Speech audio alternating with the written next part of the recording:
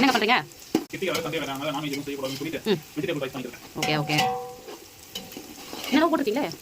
ஆமா, பட்டை லவங்கம் ஏலக்காய் சொல்றாங்க. எல்லாமே ஒரு கிராம் சேர்த்துறேன். அதுக்கப்புறம் வெங்காயம் ஒரு 400 கிராம் சேர்த்துறேன். நம்ம வீட்ல 5 பேர் இல்ல. சோ ஒரு கிலோ செஞ்சாவே போதும். அதனால வெங்காயம் 400 கிராம் சேர்த்துறேன். பச்சை மிளகாய் ஒரு 4-5 பச்சை மிளகாய் பெரிய பச்சை மிளகாய் சேர்த்துறேன். அப்புறம் ஒரு 200 ml எண்ணெய் சேர்த்து வதக்கிடுங்க. சரி சரிங்க. வதங்க. இது நல்லா லைட் ப்ரௌன் கலர் வரைக்கும் வதக்கணும். சரிங்க. அப்புறம் இந்த நாளைக்கு காலையில வரைக்கும் உங்களுக்கு போகாது. Okay okay. இப்போ இது ப்ரௌன் கலர்ல மாறுமாங்க, கோல்டன் கலர் மாதிரி? இப்போ நல்லா சேர்த்து கோல்டன் கலர்.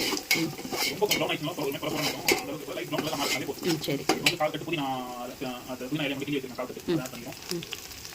கொத்தமல்லி ஒரு கால் கட்டு ரெடி பண்ணி வச்சிருக்கேன். அந்த கொத்தமல்லி ஆட் பண்ணிடுவோம். ஸோ இது ஏன் இப்போ ஆட் பண்ணுறோம்னு பார்த்தோன்னா இந்த ஃப்ளேவர் கொத்தமல்லி புதினா ஃப்ளேவர் வந்து எண்ணெய் கூட வெங்காயத்து கூட வந்து இப்போவே சேர்த்து வதக்கினா தான் சாப்பாடு சாப்பிட்றோம். அந்த ஃப்ளேவர் நல்லா ஸ்மெல் ஸோ அது மாதிரி இப்போ நான் சரி.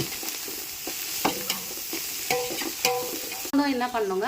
இஞ்சி பூண்டு கரெக்டாக வந்துட்டு ஒரு கிலோவுக்கு வந்து 150 கிராம் இஞ்சி பூண்டு. ஸோ இது இஞ்சி பூண்டு ரெண்டுத்தையும் மிக்ஸ் பண்ணி அரைச்சி வச்சிருக்கேன். தண்ணி இல்லாத தண்ணி ஊற்றினா ரொம்ப ட்ரையாகவும் இல்லை, ரொம்ப வெட்டாகவும் இல்லை, மீடியமாக இஞ்சி பூண்டு அரைச்சி வச்சிருக்கேன். இது கரெக்டாக 150 கிராம், ஒரு கிலோவுக்கு 150 கிராம் இஞ்சி பூண்டு போடலாம். இஞ்சி பூண்டு போட்டுக்கிறோம்.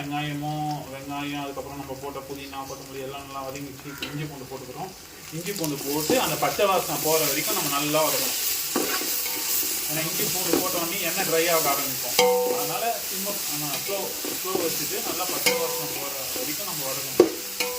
இஞ்சி பூண்டு நல்லா வதங்கிடுச்சு.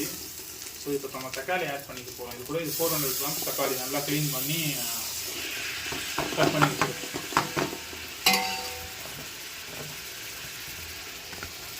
இப்போ எல்லாத்தையும் நல்லா ஒன்றா மிக்ஸ் பண்ணிக்கணும். மிக்ஸ் பண்ணி நல்லா கொதிக்கணும்.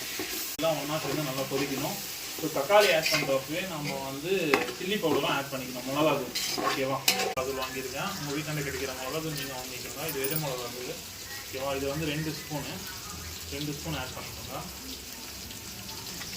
உப்பு சேர்க்கறத விட நம்ம கரெக்டாக நம்ம கையில் சும்மா ஒரு சின்ன பொடி உப்பு சேர்த்தோம்னா, இப்போவே உப்பு சேர்த்தோம்னா கரெக்டாக இருக்கும்.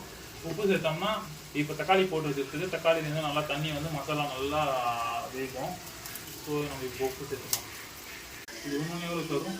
சாஃப்டாக இருக்கிறதுக்கு நம்ம தயிர் புளிப்பும் கொஞ்சம் வேணும் அப்படின்னா நம்ம 2 பேக்கெட் தயிர் சேர்த்துக்கலாம். ஸோ இந்த 2 பேக்கெட் பார்த்தீங்கன்னா 200 ml தயிர். இது வந்து சேர்த்துக்கிட்டிங்கன்னா சாப்பாட்டுக்கு உங்களுக்கு புளிப்பும் சாஃப்டாக நல்லாவும் இருக்கும். ஸோ நம்ம பாஸ்மதி அரிசியில் தான் நீங்கள் சாப்பாடு செய்ய போகிறோம். 2 பேக்கெட்டு 110 கிராம் தயிர் வந்து 2 பேக்கெட்டு ஓகேங்களா? அது சேர்த்துருவோம். நல்லா மிக்ஸ் பண்ணுறோம். ஏன்னா அப்போ தான் நல்லா மசாலா கொதிக்கும். தயிர் சேர்த்து நல்லா மிக்ஸ் பண்ண பாருங்கள்.